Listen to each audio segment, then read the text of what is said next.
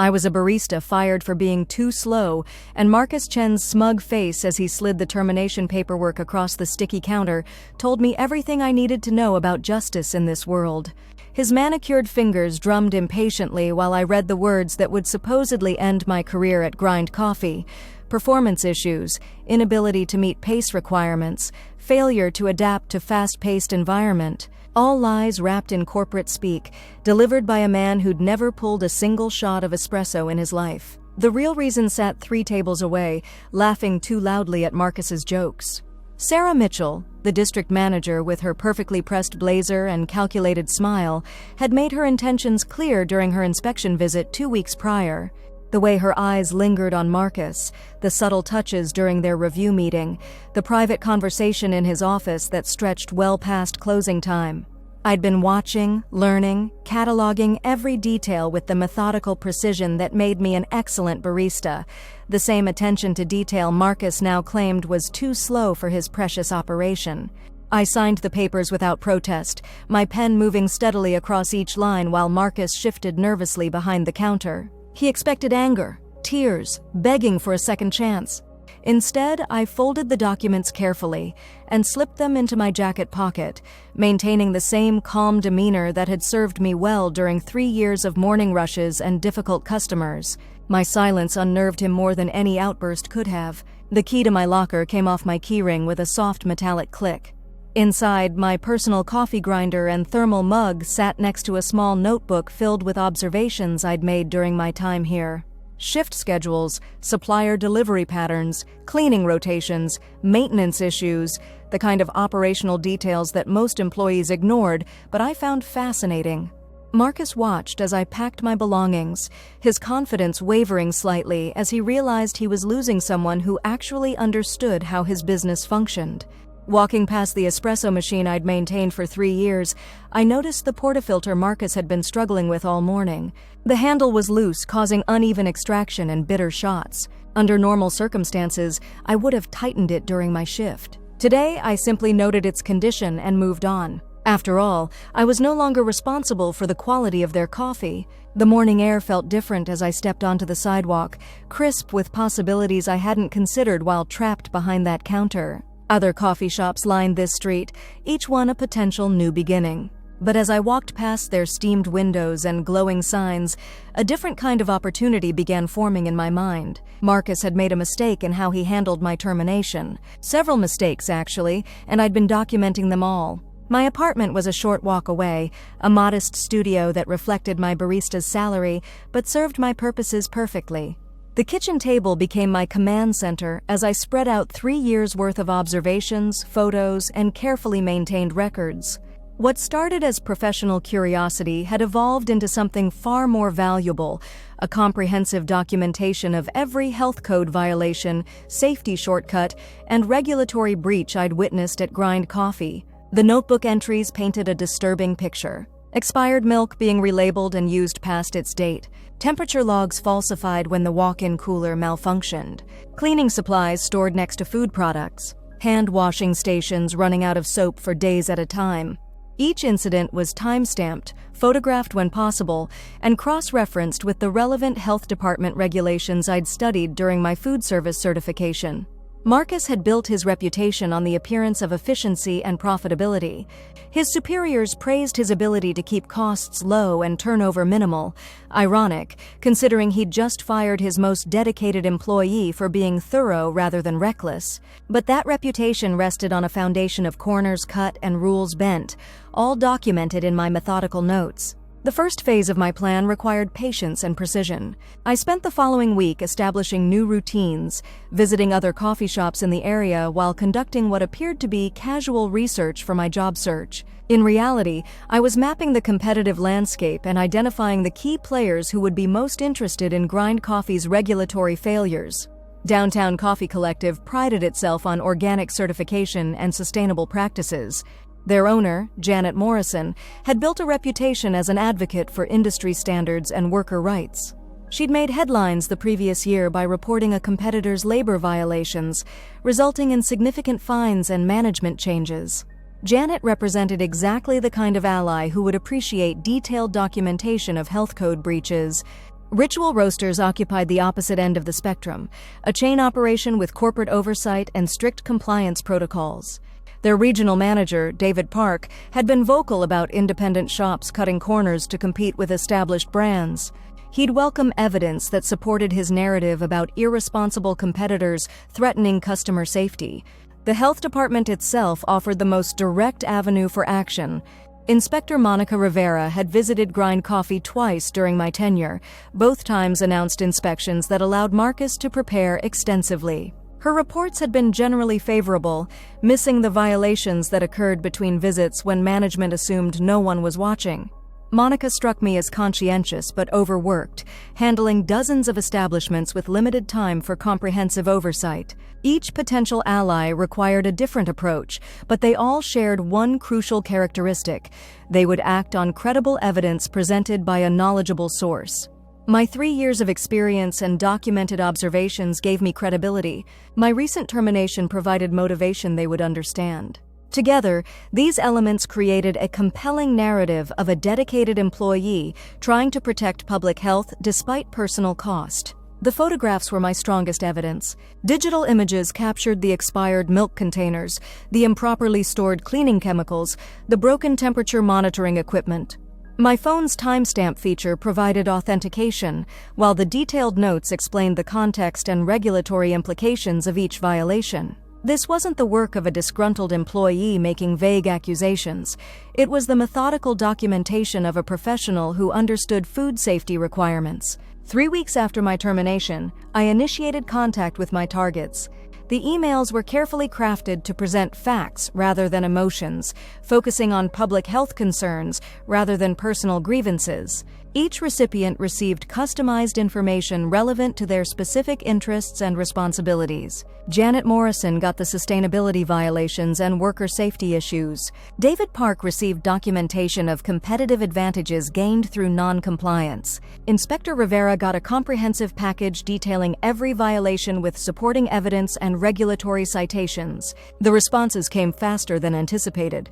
Janet Morrison replied within hours, expressing serious concern and requesting a meeting. David Park forwarded my information to his corporate compliance team, who immediately began their own investigation. Monica Rivera acknowledged receipt and indicated that an unannounced inspection would be scheduled promptly. Marcus remained blissfully unaware of the storm gathering around his operation. His social media posts showed him enjoying expensive dinners with Sarah Mitchell, celebrating what he clearly viewed as successfully eliminating a problematic employee. The photos of their relationship provided useful context for my documentation, evidence that personal motivations had influenced his business decisions and potentially compromised his judgment regarding operational standards. The first crack in his facade appeared during Janet Morrison's visit to Grind Coffee. She arrived during the afternoon rush, ostensibly as a customer but clearly conducting reconnaissance. Her trained eye spotted issues I'd documented months earlier: the inadequate hand-washing station, the improperly maintained espresso machine, the questionable storage practices in the prep area. She ordered a simple coffee and observed while Marcus struggled with equipment he'd never properly learned to operate. Her subsequent blog post was devastating in its restraint. She didn't explicitly accuse Grind Coffee of violations, but her descriptions of proper safety protocols and industry best practices created an unmistakable contrast with what she'd observed. The comments section filled with customers sharing their own concerns about cleanliness and quality at Marcus's establishment. Former employees began adding their own stories of pressure to cut corners and ignore problems. David Park's corporate investigation took a different approach. Ritual Roasters deployed mystery shoppers to document customer experience issues, while their legal team reviewed my evidence package for potential regulatory violations. Their report was clinical and thorough, identifying specific instances where competitive advantages might have been gained through non-compliance with health and safety standards. This information went directly to industry trade associations and regulatory bodies, bypassing Marcus entirely while building a case for systematic enforcement action. The health department inspection came without warning on a busy Friday morning. Monica Rivera arrived with 2 assistants and immediately began the comprehensive review she'd been unable to conduct during previous announced visits. My documentation had provided her with specific areas to examine and violations to seek. She found expired products in the walk-in cooler, improperly calibrated thermometers, cleaning chemicals stored next to food items, and a dozen other infractions I'd carefully cataloged. Marcus's panic was evident as the violations accumulated. He'd grown comfortable with the superficial compliance that passed previous inspections, never imagining that someone had been documenting the underlying problems. His attempts to explain away each issue only highlighted his poor understanding of the regulations governing his business. When Monica Rivera asked about temperature log falsification, his stammered response confirmed what my records had suggested. He'd been signing off on checks he never actually performed. The inspection results arrived by certified mail 3 days later. 16 separate violations ranging from minor infractions to serious public health risks. A reinspection was required within 30 days, with potential closure if critical issues weren't addressed. The financial impact was immediate, fines totaling over $12,000, plus the cost of equipment replacement and facility improvements needed to achieve compliance. Local media picked up the story within hours of the health department posting its public report. Food safety violations at popular coffee shops were exactly the kind of consumer interest story that generated clicks and social engagement. Marcus found himself fielding calls from reporters while trying to manage the operational crisis of bringing his establishment into compliance. The coverage expanded beyond local outlets as Janet Morrison's industry connections amplified the story. Food service trade publications ran detailed analyses of the violations, using grind coffee as a case study in the importance of consistent compliance monitoring. My documentation, provided anonymously through Janet, gave reporters specific examples of how violations developed over time when oversight was inadequate. Sarah Mitchell's involvement became public knowledge when reporters investigated the management structure and decision-making processes that had allowed problems to persist. Her relationship with Marcus, combined with her oversight responsibilities as district manager, created clear conflicts of interest that her corporate employers couldn't ignore. The termination of a knowledgeable employee just weeks before major violations were discovered raised obvious questions about priorities and judgment. The reinspection deadline approached with Marcus scrambling to address every violation while maintaining normal operations. Equipment purchases, facility modifications, and staff retraining consumed both time and capital he didn't have. The broken espresso machine I'd been compensating for needed complete replacement. The inadequate storage areas required reconstruction. The temperature monitoring systems demanded both new equipment and new protocols. His staff, already stretched thin after my departure, struggled with the additional workload of compliance documentation and enhanced cleaning procedures. Several quit during the transition period, citing the stress and uncertainty of working in a business under regulatory scrutiny. The remaining employees were largely part-time workers without the experience or training to maintain the standards now required. Customer traffic declined as word spread about the health violations. The social media posts that had once celebrated Marcus's success now featured complaints about service quality and concerns about safety. Online reviews dropped from mostly positive to overwhelmingly negative within weeks. Regular customers began visiting competitors, many discovering that other establishments offered both better quality and more professional service. The financial pressure mounted as revenues fell while compliance costs increased. Marcus had built his business model around cutting corners and minimizing expenses, strategies that became impossible under regulatory oversight.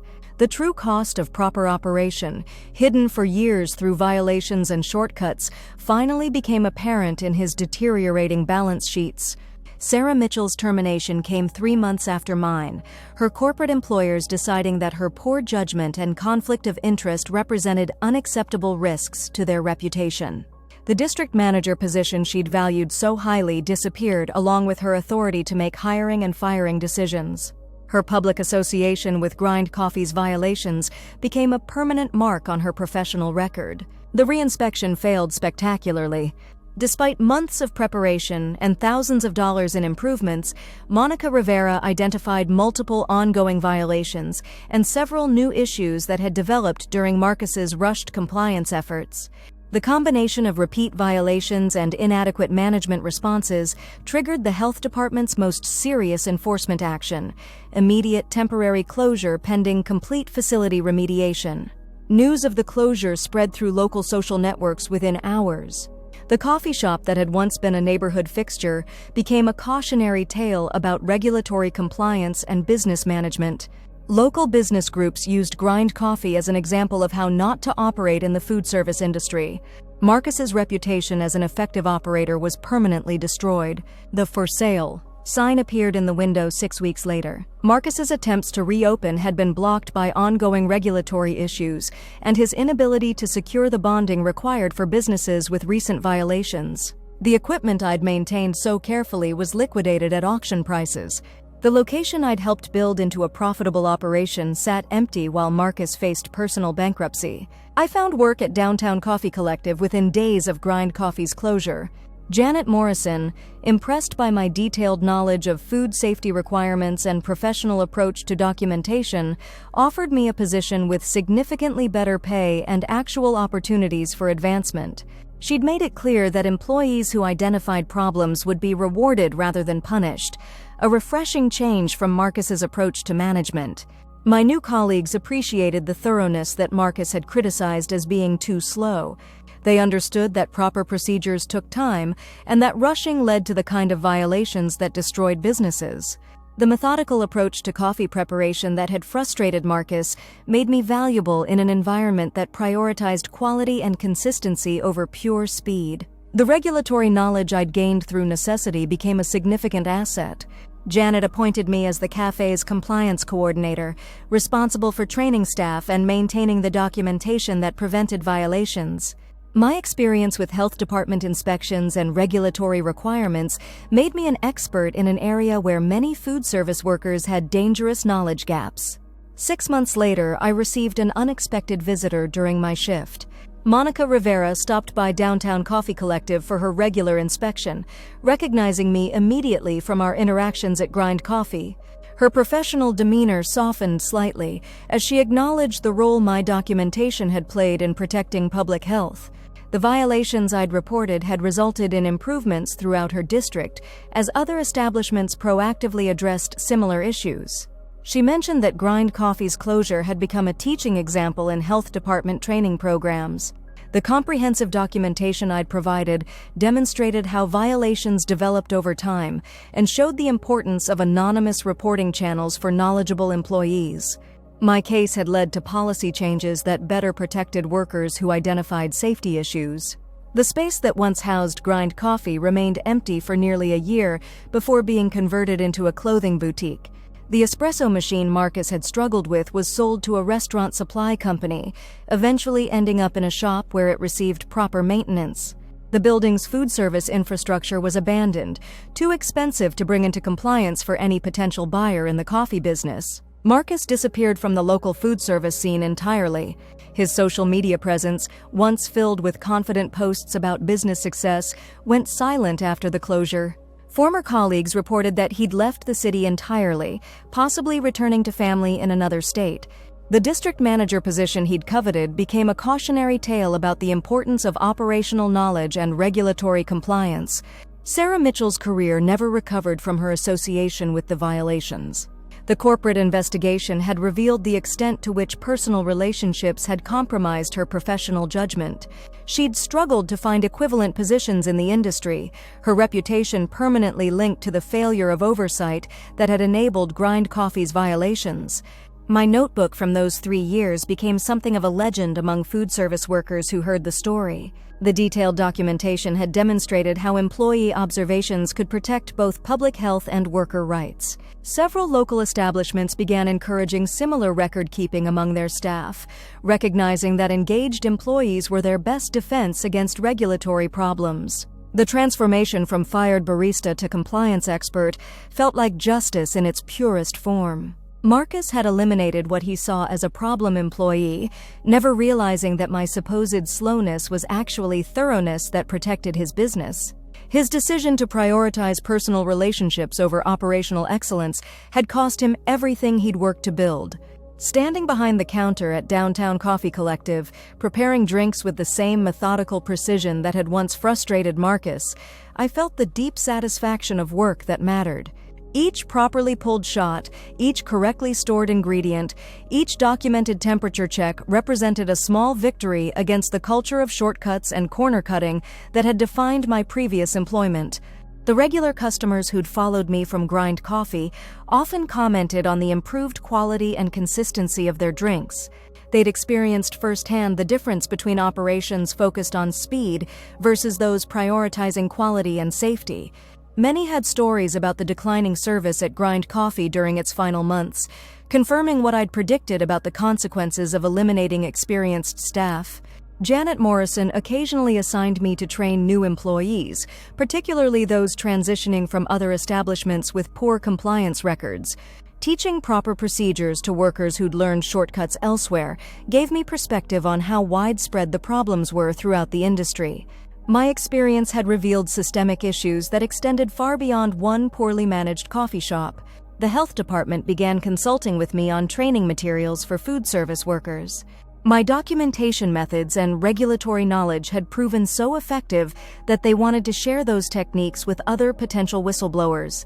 Monica Rivera credited my case with improving compliance rates across her entire district as word spread about the consequences of violations. 2 years after my termination, I received my food service manager certification and began developing policies for Janet's expanding business. The skills I'd developed while documenting violations had evolved into expertise in preventing them. What started as defensive record-keeping to protect myself had become professional knowledge that protected entire operations and their customers. The empty building that once housed Grind Coffee served as a daily reminder of the power of patience and precision. Marcus had thought he was eliminating a problem by firing me for being too slow. Instead, he'd removed the one person who understood how his shortcuts were undermining his business. The methodical approach he'd criticized had ultimately exposed the reckless practices that destroyed his reputation and livelihood. Justice, I'd learned, wasn't always swift or dramatic. Sometimes it was as patient and methodical as a properly pulled espresso shot, requiring precise timing, careful attention to detail, and the confidence to trust that good technique would eventually produce the desired result. Marcus had wanted speed over quality, immediate gratification over long-term sustainability. In the end, his impatience had cost him everything, while my patience had rebuilt my career on a foundation that couldn't be shaken by personal whims or corporate politics. The notebook sits in my desk drawer now, its pages filled with observations that changed everything. Occasionally, I'll flip through the entries, remembering the frustration of watching violations accumulate while feeling powerless to address them. Those feelings seem distant now, replaced by the quiet confidence that comes from understanding how systems work and how they can be changed by people willing to pay attention to details others ignore. Marcus had been right about one thing: I was too slow for his operation. Too slow to ignore health violations, too slow to accept unsafe working conditions, too slow to forget the professional standards that actually mattered. His definition of speed had nothing to do with competence and everything to do with cutting corners until something broke. In the end, what broke was his business, his reputation, and his future in an industry that demanded the kind of thoroughness he'd dismissed as inefficiency. Standing in my new workplace, surrounded by colleagues who valued precision over haste, I finally understood the difference between being fired and being liberated. Marcus had thought he was punishing me for inadequate performance. Instead, he'd freed me to find an environment where my actual skills were appreciated and where doing things correctly was seen as an asset rather than a liability. The weight of that termination paperwork in my jacket pocket had felt like defeat at the time. Now I understood it was evidence, not of my failure but of his. Every violation I'd documented, every corner he'd cut, every standard he'd ignored had been building toward an inevitable reckoning. I'd simply been the catalyst that turned his accumulated negligence into accountability. The perfect espresso shot requires patience, precision, and respect for the process. You can't rush the extraction without ruining the result. Marcus had never understood that principle, in coffee or in business. His impatience had cost him everything, while my patience had created something better than what either of us had imagined possible. That, I realized, was the most satisfying revenge of all, not just his failure, but my success built on the very qualities he'd rejected.